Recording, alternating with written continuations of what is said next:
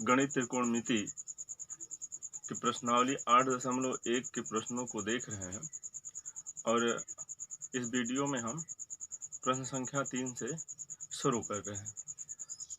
तो शुरू करने से पहले आप चैनल को सब्सक्राइब ना किए हो तो सब्सक्राइब कर लें, और यदि कर लिए हैं तो धन्यवाद आपको।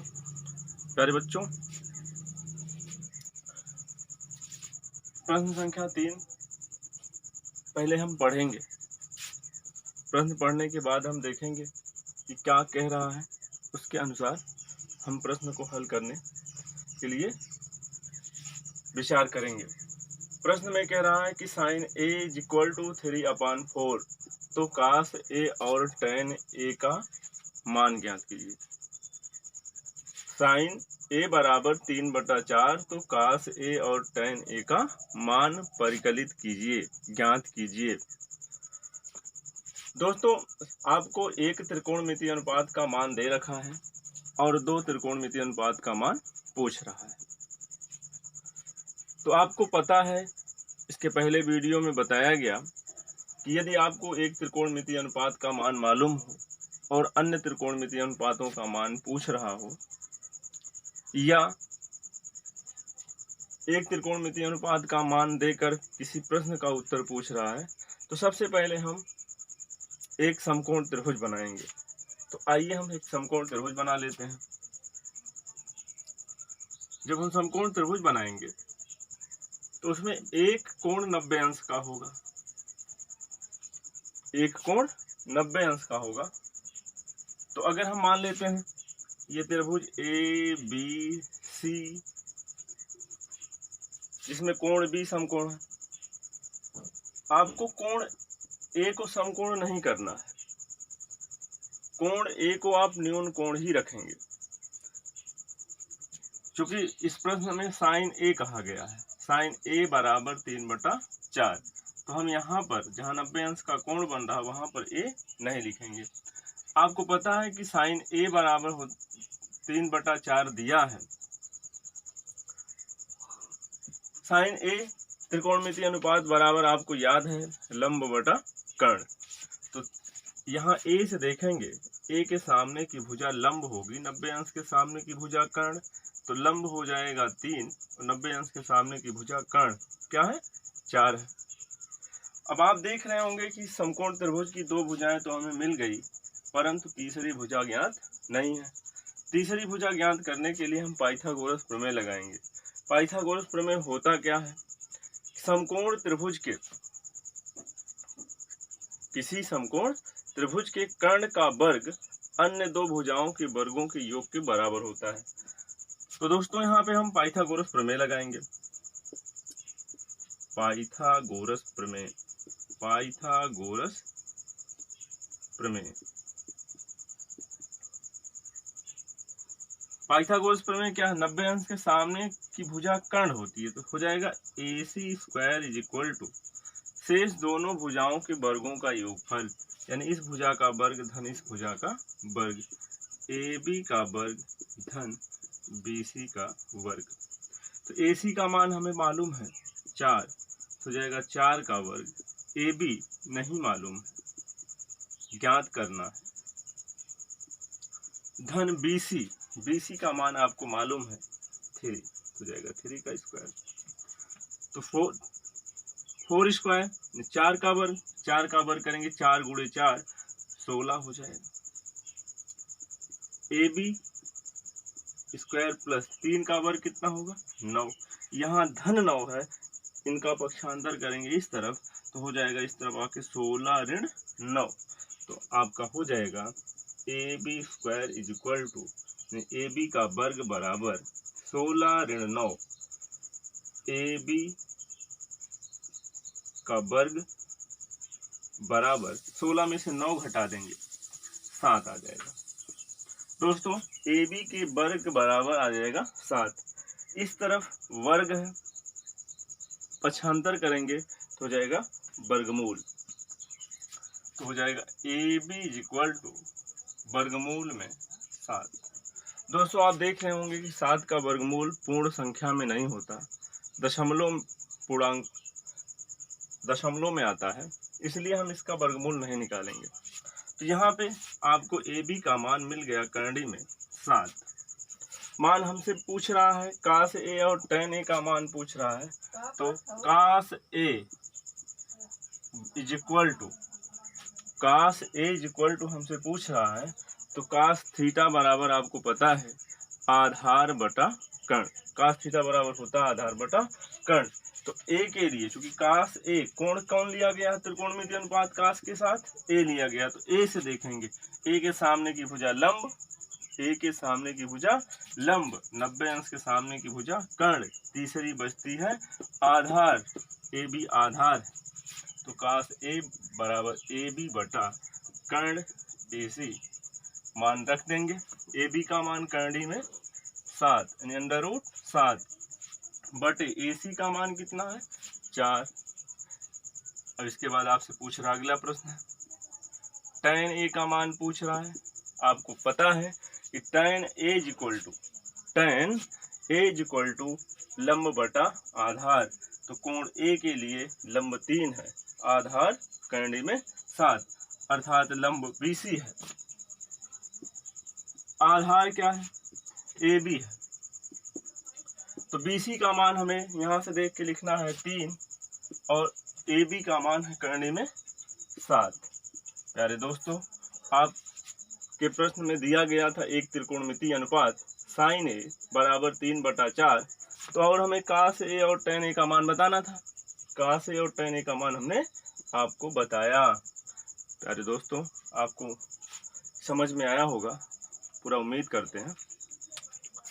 इसके बाद हम प्रश्न संख्या 4 की तरफ चलते हैं। दोस्तों, आपके सामने आया प्रश्न संख्या 4। प्रश्न संख्या 4 में क्या कह रहा है, इसको हल करने से पहले हम इसको पढ़ेंगे, अच्छे से समझेंगे, समझने के बाद इसे हल करेंगे हम। दोस्तों, इसमें लिखा है यदि 15 काट A बराबर 8, 15 काट A इज इक्वल टू 8, तो साइन A और सेक A का मान ज्ञात कीजिए। बहुत आसान प्रश्न है। हमें दिया क्या गया है 15 काट A बराबर 8, तो मान किसका पूछ रहा है साइन A और सेक A का। दोस्तों, हम शुरुआत वहीं से करेंगे जो हमें मिला है, ज्ञात है। तो हमें दिया है, प्रश्न को हल करते हैं हम, साथ ही साथ इसको समझते चलेंगे हम। दिया क्या है हमें, दिया है 15 काट A बराबर 8। दोस्तों, आपको पता है कि 15 काट A बराबर 8 है, तो यहाँ पे गुणे का निशान है, 15 और काट A के बीच में गुणे का निशान है। जब 15 को इस तरफ से हम उस तरफ ले जाएंगे, इस पक्ष से उस पक्ष में ले जाएंगे, यहाँ गुणे में है, उस तरफ जाएगा भाग में हो जाएगा, तो हो जाएगा काट A इज इक्वल टू 8/15। आपको अब समझ में आ रहा होगा कि हमें एक त्रिकोणमितीय अनुपात दिया गया है और अन्य त्रिकोणमितीय अनुपात पूछ रहा है। तो इस दशा में हम एक समकोण त्रिभुज बनाते हैं। आइए हम समकोण त्रिभुज बनाते हैं। पहले दोस्तों, आपको हमने बताया है कि जो कोण त्रिकोणमितीय अनुपात के साथ दिया हो वह 90 अंश के साथ नहीं लिखेंगे। जैसे यहाँ पे काट A लिखा है, तो हम यहाँ पे A नहीं लिखेंगे, बाकी हम यहाँ A लिख सकते हैं, यहाँ A लिख सकते हैं, तो हम यहाँ लिख रहे हैं ABC। दोस्तों, आपको पता है कि कोण A लिया गया, कोण जो लिया जाता है उसके सामने की भुजा लंब होती है, 90 अंश के सामने की भुजा हमेशा कर्ण होती है, और तीसरी जो बचती है आधार। तो काट थीटा बराबर होता है आधार बटा लंब। काट A बराबर आधार बटा लंब। आधार कौन है 8 है, तो इस कोण के लिए आधार कौन सी भुजा है AB है, तो आधार क्या हो जाएगा AB। उसकी माप कितनी है 8 अपान 15 लिखा हुआ है। तो आपको पता है आधार बटा लंब, जिस कोण को लिया जाता है उसके सामने की भुजा लंब होती है, तो ये 15 लंब हो जाएगा। दोस्तों आप इस त्रिभुज में देख रहे हैं कि दो भुजा हमें मालूम है, तीसरी भुजा नहीं मालूम है, और तीसरी भुजा निकालने के लिए पाइथागोरस प्रमेय लगाएंगे। पाइथागोरस प्रमेय से, पाइथागोरस प्रमेय से दोस्तों पाइथागोरस प्रमेय में 90 अंश के सामने की भुजा कर्ण है, यहाँ पे इसके सामने की भुजा ये लंब है और ये आधार है। आपको पता है पाइथागोरस प्रमेय किसी समकोण त्रिभुज के कर्ण का वर्ग शेष अन्य दो भुजाओं के वर्गों के योगफल के बराबर होता है। तो कर्ण इसमें आपको बताया हमने AC है, हो जाएगा AC का वर्ग बराबर लंब क्या है, लंब क्या है BC घन आधार AB हो गया। कर्ण का वर्ग शेष दो भुजाओं के वर्गों का योगफल मान रख देते हैं। इसमें AC का मान हमें बताना है, निकालना है। BC का मान हमें मालूम है, BC का मान कितना है 15 का वर्ग हो जाएगा, धन AB का मान हमें मालूम है 8 हो जाएगा, 8 का वर्ग। दोस्तों AC square is equal to 15 का वर्ग होता है 15 गुणे 15, 15 का गुणा 15 में करेंगे 15 15 हम 225, धन 8 का वर्ग 8 गुणे 8 हो जाएगा 8 टाइम 64। दोस्तों इनको जोड़ेंगे हो जाएगा AC का वर्ग बराबर 5 4 9 6 2 8 और ये 2। दोस्तों 289 यहाँ पे देख रहे हैं वर्ग है, उस तरफ जाएगा वर्गमूल हो जाएगा AC बराबर 289, इसका वर्गमूल निकालेंगे हम। ये 17 से कटेगा, 17 से जाएगा 17 बार हो जाएगा AC बराबर 17। आपको AC का मान मिल गया 17। दोस्तों इस त्रिभुज की तीनों भुजाएं ज्ञात हो चुकी हैं। हमें किसका मान बताना है, साइन A और सेक A का मान बताना है। तो चलिए साइन A और सेक A का मान हम देख लेते हैं। तो साइन A आपको साइन थीटा बराबर बताया गया था लंब बटा कर्ण। तो कोण A के लिए लंब आपको पता है सामने वाली भुजा, 90 अंश के सामने वाली भुजा कर्ण। तो A के लिए लंब BC है, कर्ण AC है, तो जाएगा BC बटा AC, मान रख देते हैं 15 बटा 17। मित्रों साइन A का मान हम देख चुके हैं, सेक A का मान हमें निकालना है। तो sec A is equal to sec theta बराबर बताया गया कर्ण बटा आधार। तो आपको पता है A के लिए आधार AB है और 90 अंश के सामने की भुजा कर्ण।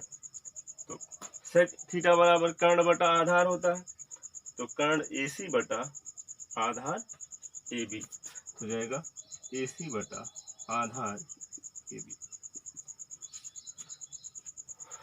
मान रख देंगे, AC का मान रखा हमने 17 और AB का मान रखा हमने 8। प्यारे दोस्तों प्रश्न 4 को हम हल कर चुके हैं। हमें त्रिकोणमितीय अनुपात दिया गया था, एक मान दिया गया था, अन्य दो त्रिकोणमितीय अनुपातों का मान पूछ रहा था। उसी आधार पे इस प्रश्न को हमने हल किया और इसमें साइन A और हमने सेक A का मान निकाला। दोस्तों हम प्रश्न संख्या 5 की तरफ चलते हैं। प्रश्न 5 में क्या कह रहा है, यदि सेक थीटा बराबर 13 बटा 12 तो अन्य सभी त्रिकोणमितीय अनुपात परिकलित कीजिए। क्या कह रहा है, सेक थीटा बराबर 12 बटे 13 तो अन्य सभी त्रिकोणमितीय अनुपात परिकलित कीजिए। परिकलित का मतलब होता है गणना कीजिए, ज्ञात कीजिए। दोस्तों आप इसके पहले प्रश्नों को देख चुके हैं। जिस तरह के पहले प्रश्न आपको बताया गया सेम उसी तरह से ये प्रश्न भी है। इसमें आपको एक त्रिकोणमितीय अनुपात का मान दे रखा है और अन्य सभी त्रिकोणमितीय अनुपात का मान पूछ रहा है। तो आपके दिमाग में तुरंत विचार आएगा कि हमें एक त्रिकोणमितीय अनुपात का मान दिया हो और अन्य त्रिकोणमितीय अनुपात का मान पूछे तो हम कैसे हल करते हैं। पाइथागोरस प्रमेय सबसे पहले लगाएंगे हम। दोस्तों आप एक समकोण त्रिभुज बनाएंगे। आप सबसे पहले रुकिए, समकोण त्रिभुज बनाने के बाद समकोण त्रिभुज बनाएंगे। हम बना लेते हैं समकोण त्रिभुज ए बी सी है। अच्छा, इसमें आप देख रहे होंगे सेक थीटा लिखा हुआ है। तो आप जानते हैं समकोण त्रिभुज में एक कोण 90 अंश का होता है और दो न्यून कोण के होते हैं। तो दोनों न्यून कोण ये हैं ए और सी। अब दोनों में आप स्वतंत्र हैं, चाहे जिसे आप थीटा मान सकते हैं। तो हम यहाँ पे थीटा मान लिए। सेक थीटा बराबर आपको याद है त्रिकोणमितीय अनुपात कर्ण बटा आधार। काश का उल्टा होता है कर्ण बटा आधार। तो सेक थीटा बराबर हमें 13 मिला बटे 12। कर्ण बटा आधार यानी कर्ण 13 है, आधार 12 है। क्या नहीं मालूम है आपको? थीटा के लिए लंब नहीं मालूम है, अर्थात त्रिभुज की एक भुजा नहीं मालूम है, दो भुजा मालूम है। तीसरी भुजा ज्ञात करनी हो तो पाइथागोरस प्रमेय लगाएंगे। तो यहाँ पे पाइथागोरस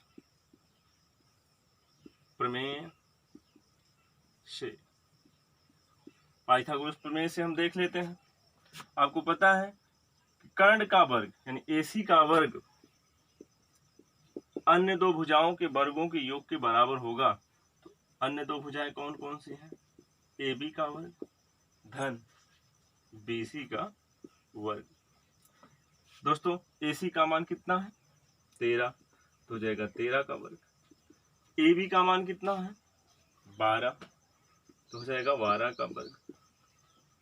BC का मान हमें मालूम नहीं है, मालूम करना है।